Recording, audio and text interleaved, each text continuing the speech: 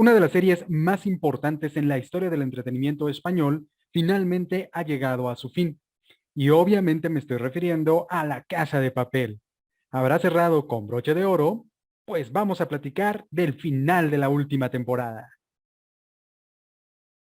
La mattina mi sono alzato, vela ciao, vela ciao, ciao, ciao.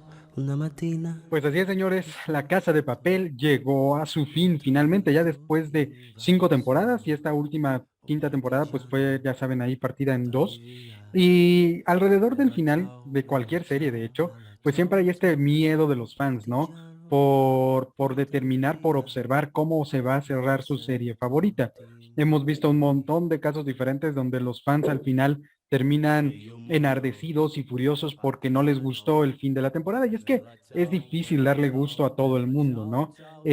Al final, el trabajo de autor termina pues siendo como de dominio de todos los demás, ¿no? Todos los grandes fans, los apasionados, sobre todo de series que despiertan estas grandes pasiones, pues se sienten ya parte de la historia, ¿no? Y evidentemente reaccionan de diferentes maneras ante los finales. Entonces, es complicado que todo el mundo termine contento con el final de una serie. La Casa de Papel, pues entra dentro de este rubro, ha forjado a lo largo de las diferentes temporadas una gran base de fans, fans muy apasionados, muy aguerridos, que evidentemente estaban a la expectativa de cómo iba a terminar su serie favorita. Yo puedo considerarme un fan de La Casa de Papel. No sé si un super fan aguerrido, pero sí un fan importante, ¿no? Un fan apasionado de La Casa de Papel. ¿Qué tal? ¿Qué tal estuvo el final? ¿Qué tal estuvo el cierre? Hace unos días, apenas la semana pasada, el diciembre 3, sí, diciembre 3 del 2021, pues se estrenó en Netflix la segunda parte de la última temporada de La Casa de Papel, con grandes expectativas porque la primera parte terminó muy fuerte. Obviamente, evidentemente, y lo que siempre se me olvida decir, esta plática va a llevar spoilers, así que si no has visto La Casa de Papel, nunca en tu vida, o si nunca la has visto, pues no sé qué estás esperando, ve a verla. Y si no, alguien que va a empezar no merece spoilers, así que ve a checarla. Y si no has visto la última temporada, también chécala y ya luego te vienes aquí a echar una platicadita conmigo sobre La Casa de Papel. Ahora sí, arrancamos. Les comentaba, ¿no? La parte anterior, la primera parte de la final, pues había terminado súper intenso, súper apasionado, bien acá, precisamente por la muerte de Tokio, una muerte que no nos estábamos esperando. Y creo que por ahí hay alguna curiosidad respecto a la muerte de Tokio, porque Tokio nos sigue narrando los acontecimientos y sigue incluyéndose dentro del grupo, ¿no? Cuando habla de que quedamos libres o salimos avantes, ella sigue hablando en plural, como si ella lo narrara. Por ahí había muchas teorías con respecto a si realmente estaba muerta o no estaba muerta. Me parece que esas teorías estaban de más porque, digo, evidentemente estaba muerta. Yo entiendo el amor de los fans respecto a la muerte de Nairobi, por ejemplo, o de Tokio después. Entiendo el amor que le tienen a los personajes y estas ganas de que de alguna manera sobrevivieran. Digo, La Casa de Papel nos tiene acostumbrados a grandes sorpresas, que nos encantan esas sorpresas, pero me parece que fue bastante contundente, ¿no? Tanto la muerte de Nairobi como la muerte de Tokio. Y me gusta, de hecho, me gusta. No es que no me cayeran bien los personajes, de hecho, Nairobi, creo que no conozco a nadie que diga que le cae mal Nairobi. Tokio es más ambigua, ¿no? Así conozco quienes no les caen muy bien, pero no es que disfrutara sus muertes como tal, obviamente como personajes con los que yo tenía empatía, me dolió, pero crea estos pesos fuertes de drama dentro de la serie que le hacen muy bien, ¿no? Entonces, yo me parece que está genial que hayan quedado así, que no hayan salido con alguna sorpresita de milagro, estaban vivas o algo por el estilo como algunos fans querían. Me parece que fueron grandes personajes que hicieron grandes papeles y quedaron bien, ¿no? Sus muertes quedaron heroicamente ahí representadas ambas. Entonces, bien ahí, nada más la curiosidad esta que les comentaba de que Tokio sigue narrando. No es que me moleste o no es algo que me salte o que me haga no disfrutar el final, sino que me parece curioso, ¿no? Les digo, es más una curiosidad, me parece curioso el que ella lo siga narrando. Está bien, me está bien que lo haga, me gusta estos tintes poéticos que se avientan en la narración, entonces por mí está cool, ¿no? Pero bueno, vamos a entrar ahí ya de lleno entonces a qué fue lo que vimos en realidad. Pues vimos ya el desenlace como tal. Hubo desarrollo de personajes. Tal vez muchos podrían creer que se iban ya a dedicar a cerrar con pura acción y todo el rollo, pero hubo en realidad todavía desarrollo de personajes. Tal vez hubo por ahí algunos que a mí me parecieron medio lentesones, que agregaron lentitud, que fue el caso de Estocolmo y de Denver, que venían pues arrastrando algunos problemas desde la primera parte y tenían que cerrarlos. Sin embargo, creo que sí como que se dedicó demasiado tiempo al problema de Denver y de Estocolmo, ¿no? A mí particularmente, fíjense que me gustó mucho el que los personajes, y tengo que decirlo antes de que se me vaya a olvidar, que los personajes no se desvirtuaron. Lo que ocurre en series que son muy exitosas y que por eso mismo luego las alargan, es que tienden a desvirtuarse a los personajes originales, ¿no? Ya no son, pierden su esencia, dejan de ser lo que eran con tal de tener una evolución forzada. En el caso de La Casa de Papel, me parece que en realidad no hubo una evolución forzada porque realmente no hubo una evolución total como tal. No digo que los personajes hayan sido estáticos, porque una de las cosas que más nos hacen empatizar con los personajes de La Casa de Papel es precisamente que sí presentan cambios, que presentan evolución, que nos los presentan como tal, pero siguen siendo en esencia lo que eran al principio, ¿no? Denver no se volvió un intelectual acá, amante de la filosofía o preguntándose de cosas existenciales, sigue siendo el mismo sujeto simple, con gustos simples que conocimos desde el principio. Hubo transformaciones, sí, porque conoció a personajes, hubo interacción con los diferentes personajes, obviamente con Estocolmo, de quien se enamoró, o con su prima Manila, pero sigue siendo en esencia el mismo personaje, no se desvirtuó. Y lo mismo fue ocurriendo con los demás.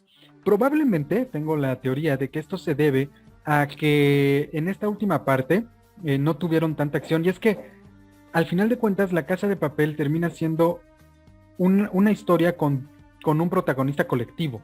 ¿Sale? Si bien sí hay personajes que brillan unos más que otros, como que todos en cierto punto a lo largo de toda la serie, no solo estoy hablando de la última temporada, a lo largo de toda la serie, realmente sí tuvieron focos de atención, ¿no? De repente teníamos enfocado mucho a Río y su historia de amor con Tokio, su personalidad, su forma de llevar las cosas, de entender el mundo, ¿no?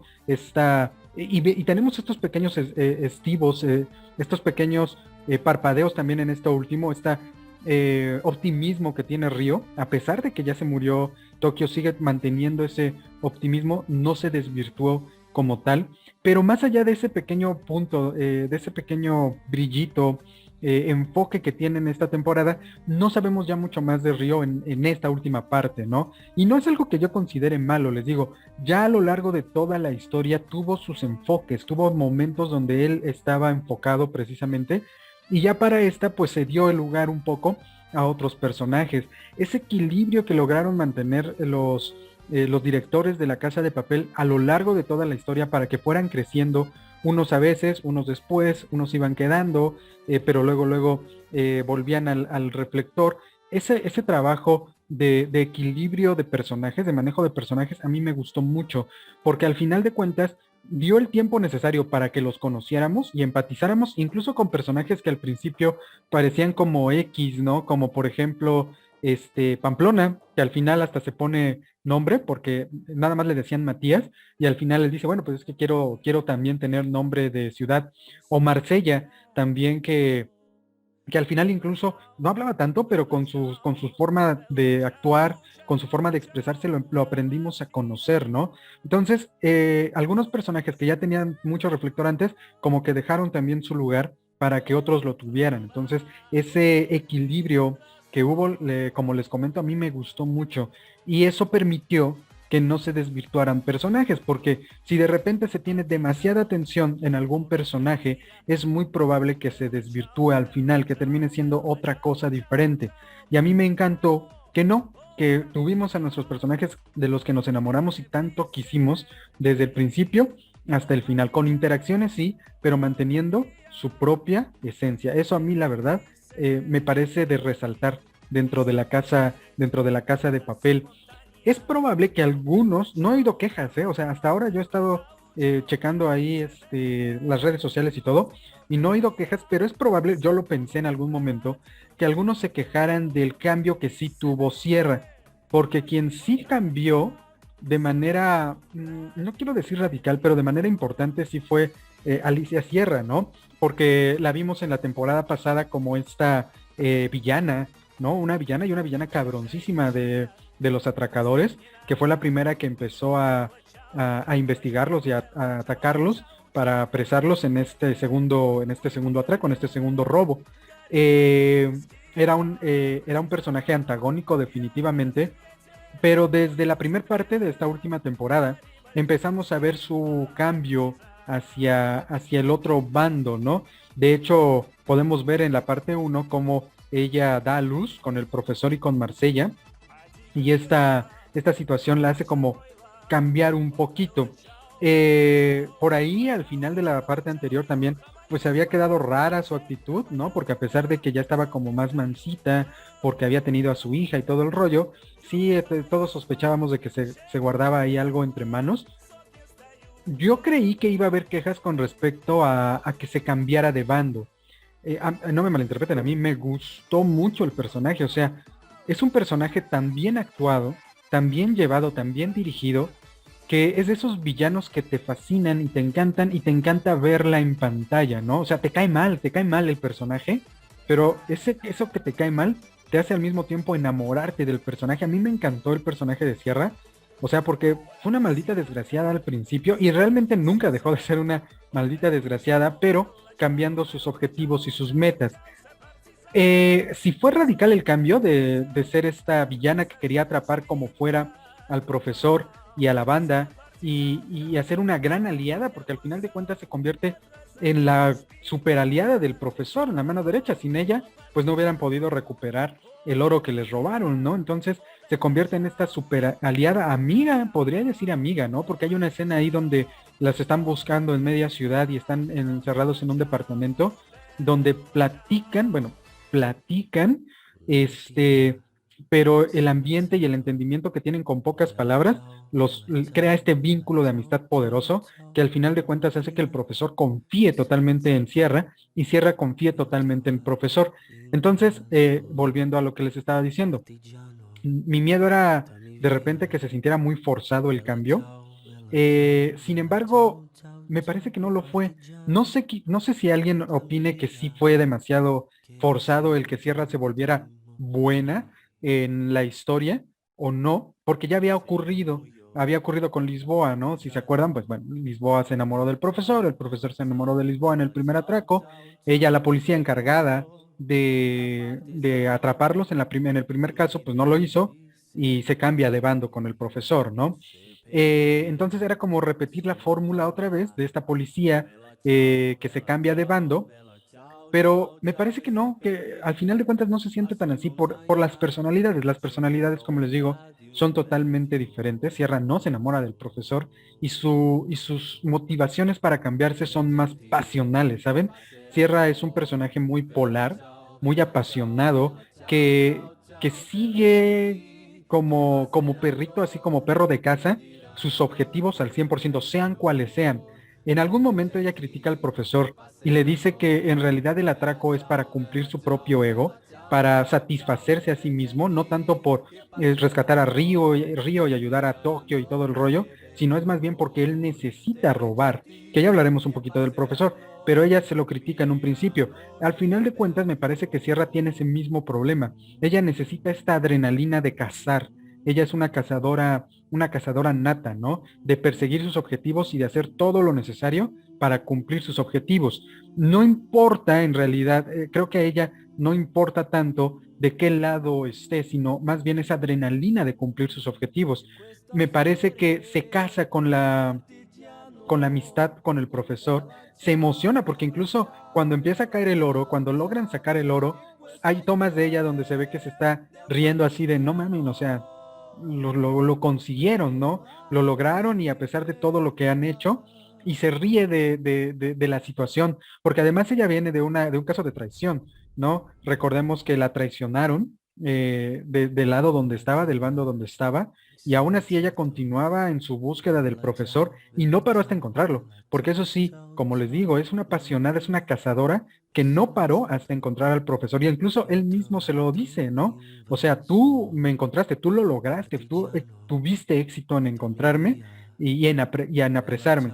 Entonces, me parece que ella una vez que cumple ese objetivo, porque no es que no lo haya cumplido, como pasó con Lisboa, que ella no cumplió el objetivo de agarrar tal cual al profesor, ella sí lo cumple y ya una vez cumplido su objetivo, se fija una nueva meta. Y en este caso, pues sale de la amistad que forja con el profesor que la rescata al final de cuentas, y con esta emoción que siente de ser parte de esto tan grande, ¿no? Porque al final de cuentas, este segundo atraco se convierte en el atraco más grande de la historia, ¿no? Y lo entendemos al final de cuentas, lo entendemos al final, porque el eslogan del atraco más grande de la historia, y ella está emocionada de formar parte y se compromete y como les digo, es un cazador que persigue su meta hasta el final. Entonces, y todo esto, esta poesía respecto a Sierra, para precisamente justificar el cambio. No me parece que haya sido un cambio forzado, o si lo fue en algún momento, me parece que está muy bien justificado, que está muy bien justificado con el desarrollo del personaje que tuvo al final de cuentas. Me encantó. A mí al final creo que Sierra se convirtió en uno de mis personajes favoritos. Y hablando de personajes que crecieron, el profesor fue uno de ellos, porque a pesar de que en todas las temporadas habíamos tenido al profesor como esta figura de súper inteligentísima, que siempre tiene un plan, que siempre sabe qué hacer en el momento que es necesario, en realidad conocemos poco. O sea, conocemos su alrededor, conocemos su relación con los diferentes ladrones, con Berlín incluso, donde se profundizaba un poco más, y su personalidad como retraída, ¿no? Como tímido, como este intelectual que se la pasa haciendo planes en su cabeza, pero tiene ahí torpeza social importante. En esta temporada me parece que lo logramos conocer finalmente, que logramos entenderlo y sabemos que al final de cuentas Sierra tenía razón. E incluso me parece muy interesante que Lisboa también lo vislumbre, porque Lisboa no tiene contacto con Sierra. Lisboa descubre también lo que el profesor está pensando, y eso habla de que sí hay una química, ¿no? De que sí hay un enamoramiento importante por parte de ambos. Al final de cuentas, el que el profesor confiese que es verdad lo que dice Sierra, que en realidad este segundo atraco no era por Río en realidad, o sea, obviamente estima a sus amigos, son sus amigos, y quería rescatar a Río, pero más le sirvió el secuestro de Río como un pretexto para hacer lo que le apasiona, lo que más le gusta, ¿no? No se iba a morir sin hacer este atraco, ¿no? Eso es lo que dice el profesor, acepta su realidad, acepta que él es un ladrón, acepta que él necesita robar, ¿no? Y que lo trae de familia, porque vemos finalmente ahí el caso del papá, como él ve que matan al papá, ni siquiera Berlín lo había visto, que también vemos más allá a Berlín y esa... En Berlín siempre había sido como muy obvio, ¿no? Que él vivía para robar, que lo disfrutaba, que amaba robar y estaba orgulloso de hacerlo. El profesor como que siempre tenía estos pretextos de, bueno, lo hago por esto, lo hago por aquello, lo hago por Berlín, lo hago por Río, lo hago por Tokio, lo hago por los diferentes motivos que tuviera. Pero ahora se descara en el buen sentido, se descara, se desnuda y dice, sí, se lo dice a Lisboa, ¿no? Yo empecé a pensar en este plan 24 horas después, 48, 24 horas después de que terminamos el anterior, eh, porque soy un ladrón, ¿no? Incluso lo dice, soy un ladrón, soy hijo de ladrón y espero ser un día padre de un ladrón. Eso a mí me parece que viene a cerrar bastante bien el ciclo y le da sentido a bueno, no segunda temporada, sino al segundo atraco. Porque de repente cuando empieza el segundo atraco, después de que termina el atraco de la Casa de Papel, literalmente, cuando empieza el segundo, muchos podríamos haberlo sentido medio forzadón, ¿saben? Así de, bueno, es que fue muy exitosa la serie, tenían que continuarla, tenían que aventarse un segundo atraco, y pues el pretexto era Río, ¿no? Pero de repente se sentía un poco débil, si me lo preguntan a mí, de repente se sentía un poco débil, el pretexto de por qué se iban a aventar a una segunda aventura de estos tamaños, y además más grande y más imposible que la primera, ¿no? Eh, pero al final de cuentas, el que el profesor diga que él lo quería hacer, ¿no? Que más allá de que fuera por Río o por cualquier cosa, él lo quería hacer, y al final de cuentas, pues manipuló a los demás para que pudiera lograr su objetivo, que era hacer este atraco, ¿no? Porque él lo necesitaba, él lo quería, no se iba a morir sin hacerlo, y por eso pues terminó manipulando a sus amigos para que se llevara a cabo, ¿no? No a la mala, porque al final de cuentas él estaba muy confiado de que lo iba a lograr, entonces no era una manipulación como enviándolos al matadero, ¿no? Como cerdos al matadero, no, porque él confiaba en que iban a conseguir tener éxito, pero pues al final de cuentas sí fue una manipulación. Y eso a mí ya me deja mucho más satisfecho con la segunda temporada, de que no simplemente se siente como un pretexto para alargar una serie exitosa, sino que hay una razón de fondo en los personajes para que esto ocurriera. Y ese desenmascaramiento del profesor me parece que fue perfecto para ello. Ahora sí se siente muy homogénea la historia, ¿no? Muy homogénea la narrativa, el argumento en general. Me gustó mucho esa confesión que le hace, bueno, que se viene manejando desde que Sierra se lo dice, pero que al final de cuentas se lo hace a Lisboa, ¿no? Cuando están aquí amarrados. Y ella, pues ella lo sabía, ella lo conoce, está enamorada y lo acepta así, tal y como es. Entonces, muy cool, muy cool. Seguimos viendo mucho a Berlín, creo que es un personaje que encantó a muchos desde la primera temporada, su personalidad, su trasfondo psicológico, y es tan querido que, como sabemos, pues se viene un spin-off, ¿no? De Berlín. Seguramente, bueno, no seguramente, está muerto, ¿no? Va a ser del pasado, de sus atracos anteriores, porque quedan muchas cosas ahí sueltas todavía con respecto a Berlín, y es una serie que definitivamente nos vamos a aventar, los fans que somos de La Casa de Papel. Sí quedan algunos cabos sueltos, definitivamente quedaron algunos cabos sueltos, no se logran resolver todos. No sé muy bien por qué, tal vez porque se pueden manejar después en otras series spin-off, como el caso de Berlín, pero por ejemplo el caso de Rafael y de Tatiana, sí nos muestran, de hecho nos los mostraron a Tatiana ya la conocíamos, ¿no? Pero al hijo, a Rafael, nos lo mostraron desde la parte uno de esta temporada final. Vimos cómo hacen un atraco, vimos cuáles son las habilidades de Rafael, y vimos en esta temporada cómo termina quedándose con la esposa del papá. Híjole, ahí sí me entró mi debate moral, ¿no? Sobre si eso se debería o no se debería hacer, pero bueno, eso ya es cuestión individual. Sin embargo, más allá de eso, de repente sentí como que quería saber más de Rafael, o quería ver más de el pleito Rafael y la banda, porque pues sabemos que él les roba el dinero, ¿no? Con una gran estrategia. A mí me engañaron ahí sobre qué cosa es lo que estaba pasando, porque ya de repente vimos que la policía había llegado, había agarrado al profesor y a todos los que estaban sacando el oro, y resulta que fue todo un plan de Tatiana y Rafael. Eso me pareció fascinante, me encantó. Pero me pareció que tal vez con las habilidades que tenía Rafael, de ser muy inteligente, y estas habilidades de hackeo y todo el rollo, podría haberse prestado para un conflicto un poquito más grande, ¿no? Tal vez que esto pasara un poco antes, que se descubriera sus intenciones un poco antes, para que hubiera un conflicto más grande con los diferentes miembros de la banda, con el profesor o con Sierra, porque al final de cuentas pues Sierra es la que lo encuentra, pero pues con un papelito, ¿no? Le da el papelito a Rafael y se arregla la situación. No es que me hubiera molestado, de hecho no sabemos qué dice el papelito, probablemente lo conozcamos después, tal vez no sé, en la serie de Berlín o en otra serie que tenga que ver, pero sí, no sabemos qué dice el papelito, y nos lo dejaron. Yo, de hecho, hasta pensé que podría haber por ahí alguna escena post créditos o algún asunto así donde se nos aclarara, pero no hubo. Entonces, ahí hay un cabo suelto que dejaron a propósito. Me parece que ese fue a propósito. Me hubiera gustado ver más a Rafael en esta última temporada. Sí, un conflicto un poquito más grande ahí entre Sierra y Rafael. Pero bueno, no es un pecado imperdonable para mí. Arturito, el Arturo que todos detestamos, ¿no? De hecho, ahí es el contrario a Nairobi. No conozco a alguien a quien le caiga bien Arturo. Ahí si ustedes conocen a alguien me dicen. Pero no, Arturo, de hecho, para eso fue creado para que te caiga súper mal el tipo. Este, pero no se menciona, ya no sale en esta última parte. No se menciona qué pasó, se menciona de repente nada más que está bien, que está vivo, porque ya ven que Estocolmo había quedado ahí medio mal porque le había disparado.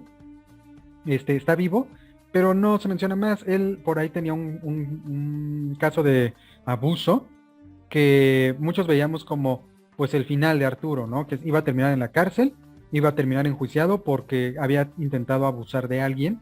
Entonces yo creí que eso iba a pasar, no se vio, y ese sí está difícil, ¿no? Que se vaya a abordar en alguna otra serie, porque Arturo pues es más incidental, ¿no? No es un personaje que realmente tuviera un gran peso, más bien era una piedra en el zapato de los personajes, pero no es así como que realmente interese.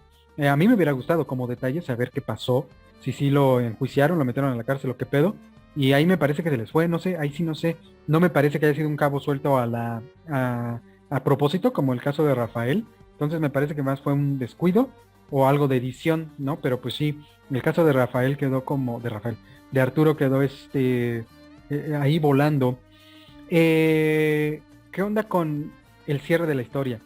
A mí me gustó, a mí me gustó. Tal vez sí hay algunas cosas a lo largo, y lo estuve pensando mientras pasaban, hay algunos eventos que son muy azarosos, que son muy a modo, ¿no? De estas suertes de guión, como de repente cuando los están buscando, cuando bajan Sierra y el profesor del edificio donde estaban encerrados, y ya empieza la policía, el ejército a buscarlos por la calle, que de repente sale alguien de un edificio, dos sujetos salen de un edificio, y aprovechan ellos para meterse.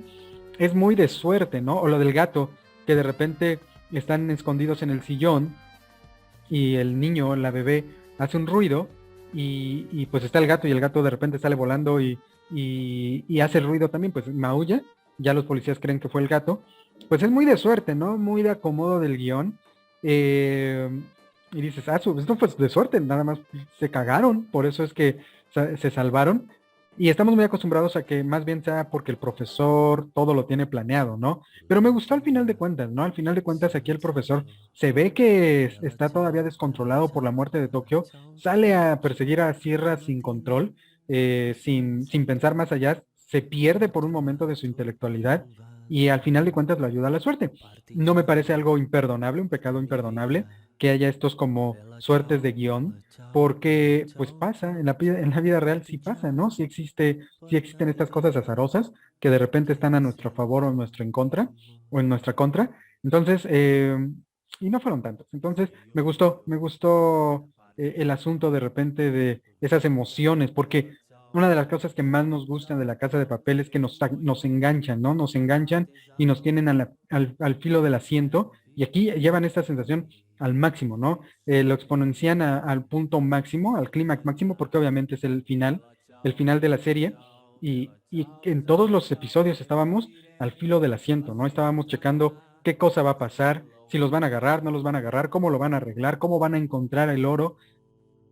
Maravilloso, maravilloso la sensación, esa sensación de tensión constante que no se siente además repetitiva, así como, ay, otra vez les pasó esto, ay, otra vez esto y aquello, y otra vez es lo mismo y no, como que fueron los guionistas fueron muy buenos, muy inteligentes para encontrar diferentes obstáculos que se les fueron poniendo en el camino y que no se sintieran repetitivos y que nos mantuvieran todo el tiempo al filo del asiento. El cierre me pareció redondo, me pareció un gran cierre. No he escuchado algunas críticas, pero no he escuchado a alguien que se queje del final de la serie. Eso está curioso porque les digo, como les comentaba al principio, está difícil que eh, no se queje, que complazca a todo el mundo. Y por lo menos yo hasta ahora no he visto realmente quejas importantes respecto al final de temporada. Me parece que todos están bastante satisfechos. Y sí, yo también lo estoy. De hecho, me gusta mucho un final cerrado, porque muchos están romantizando el futuro, muchos están romantizando la última escena donde se ve el profesor viendo al horizonte 24 horas después del atraco, y muchos creen, ¿no? Que podría haber una siguiente temporada, un siguiente atraco y todo el rollo. A mí creo que ya cerró. Digo, obviamente soy fan y me encantaría seguir viendo aventuras, pero creo que cierra genial. O sea, hicieron el robo más grande de la historia, ¿no? la manera en la que resuelven el problema incluso parece de fantasía, ¿no? Este asunto de que ahora España está engañando al mundo, porque literalmente están engañando al mundo los españoles, porque en realidad no tienen oro, sino tienen estos lingotes de latón, y pues que todos se la crean porque el oro desapareció. Suena surrealista, suena súper surrealista, pero está manejado de tal forma que al final nos la tragamos y dices, sí, es que sí es posible, ¿no? Es posible que esto pudiera ocurrir. Está tan bien planeado a nivel económico, a nivel de cómo funcionan los estados, a nivel político y económico, que dices, wow, genial.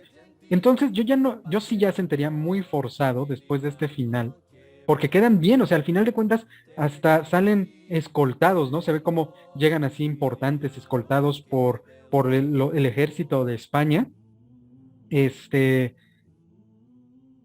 que ya no veo posibilidad, hasta me trabé, ya no veo posibilidad para que haya más, ¿no? Creo que hicieron el robo más grande de su país, hicieron el robo más grande de la historia, y venir con otro, como que sería tentar a la suerte, ¿no? Desde el punto dentro de la historia de los personajes, y sería como demasiada soberbia ya, y ya de afuera sería algo súper forzado. Me parece que estos dos robos, estas dos historias que se nos contaron, están contadas bien, están muy cerradas, están cíclicas, están bien, están perfectas, ¿no? Ya estirarlas sí sería forzado. Yo una siguiente temporada ya la sentiría muy, muy mal. eh, y no sé qué también le haría al caché que ya se formó la Casa de Papel, porque muchas series pierden su caché precisamente porque las quieren alargar un montón, las desvirtúan y las echan a perder. Y en el caso de la Casa de Papel me parece que mantuvo siempre su caché y cierra con gran caché, y alargarla no sería lo ideal. Spin-offs sí, ¿no? Spin-offs como el de Berlín, ¿no? Otros spin-offs por ahí podría ser, pero ya una temporada más de La Casa de Papel, a mí particularmente no me gustaría. No sé ustedes ahí cómo lo ven, ¿no? Y ahí me pueden dejar sus comentarios. Visualmente increíble, obviamente la serie fue creciendo, iba teniendo más dinero, más recursos, tenían más efectos especiales, se nota que hay mucho más dinero metido, genial, queda muy bien, todo te lo comes, todo te lo tragas, musicalmente estupendo, ¿no? Hay rolas que se quedan, ¿no? Himnos ya de La Casa de Papel, como, eh, como el tema que estamos escuchando precisamente, de la Chao, que se nos quedó a todos, ¿no? Más allá del tema de introducción de La Casa de Papel, creo que Bella Chao es así como el himno de la resistencia, ¿no? Entonces, musicalmente, todo el trabajo que hicieron alrededor en cuanto a música quedó estupendo, quedó muy bien. Los covers, la música incidental, estos himnos que les comento, todo perfecto. Para mí, ya para ir cerrando, La Casa de Papel fue una serie que disfruté muchísimo, que disfruté y que voy a seguir disfrutando cuando vuelva a ella, para volverla a ver, y que me deja con un gran sabor de boca de principio a fin, cierra muy bien, creé un gran enlace empático con los diferentes personajes, me despido de los personajes bien, eh, y pues nada, esperar spin-offs, no esperar siguiente temporada porque les digo, no, a mí sí no, eso sí no me gustaría, pero spin-offs, ¿no? De La Casa de Papel, eso sí me los trago y con mucho gusto. Pero bueno, ahí déjenme ustedes qué tal les pareció el final de La Casa de Papel, les gustó, no les gustó, qué les gustó más, qué les gustó menos, si ustedes sí esperarían una siguiente temporada de La Casa de Papel, déjenmelo ahí en los comentarios. Regáñenme también si quieren regañarme por mi opinión, ya saben, pero suavecito, ¿no? Levecín. Y pues nada, si es tu primera vez en el canal y no sabes qué haces aquí, pues checa todo lo que tenemos. Tenemos reseñas, tenemos conteos, tenemos biografías, gameplays. Cada semana puedes vernos ahí platicar más a fondo de muchos temas del mundo geek en el podcast de Power Beats. Y pues nada, pues ahora pues yo me despido. Ya saben que yo soy The Fierce, que siempre les recuerda: toma el control.